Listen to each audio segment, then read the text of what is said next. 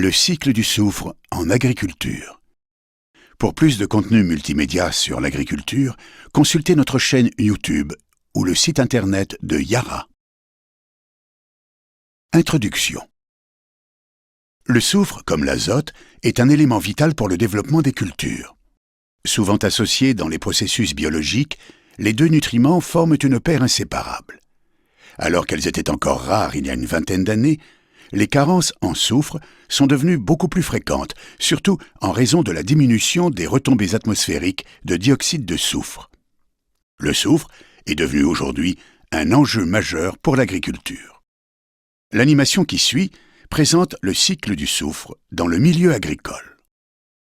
Le soufre des cultures peut provenir d'engrais minéraux, d'effluents organiques ou de retombées atmosphériques, mais il est aussi disponible en grande quantité dans la matière organique du sol. L'absorption du soufre par les plantes se fait essentiellement par voie racinaire sous forme d'ion sulfate et dans une moindre mesure par voie foliaire sous forme de dioxyde de soufre. Le soufre issu des engrais.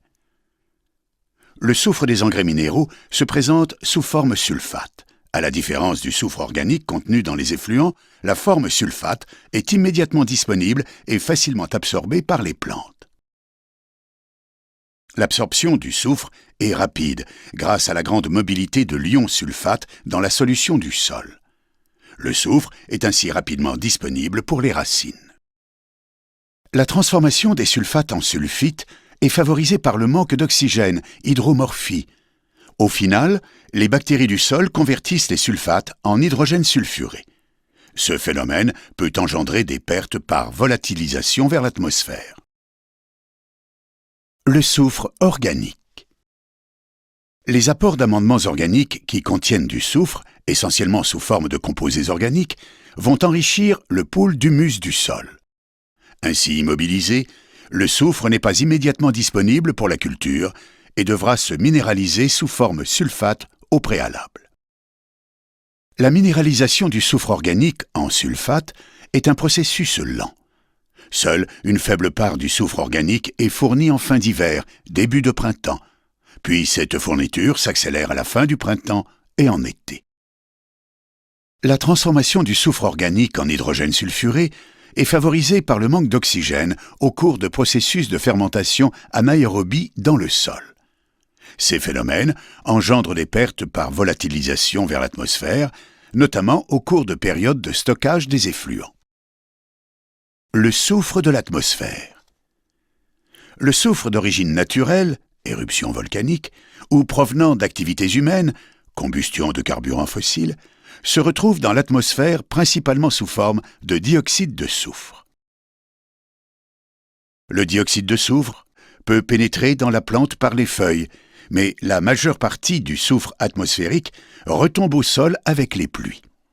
Cette redéposition a été réduite de plus de 80% depuis les années 90 et dépasse aujourd'hui rarement les 10 kg de soufre par hectare, bien loin des besoins de la plupart des cultures. Lessivage. Le comportement du soufre dans le sol est similaire à celui de l'azote. Les ions sulfates, tout comme les ions nitrates, sont dissous dans la solution du sol et sont très sensibles au lessivage. Le lessivage des sulfates intervient surtout en hiver, en sol nu, lorsque les pluies drainantes entraînent en dessous des racines les ions sulfates issus de la minéralisation. Par conséquent, la fertilisation soufrée doit intervenir en période de croissance de la plante pour favoriser une absorption rapide. Dynamique d'absorption. La dynamique d'absorption est un aspect important de la nutrition soufrée. Le soufre est nécessaire à la plupart des stades de développement. Pour les cultures exigeantes, comme le colza ou le blé, il y a des phases critiques pendant lesquelles les besoins en soufre dépassent significativement l'offre du sol.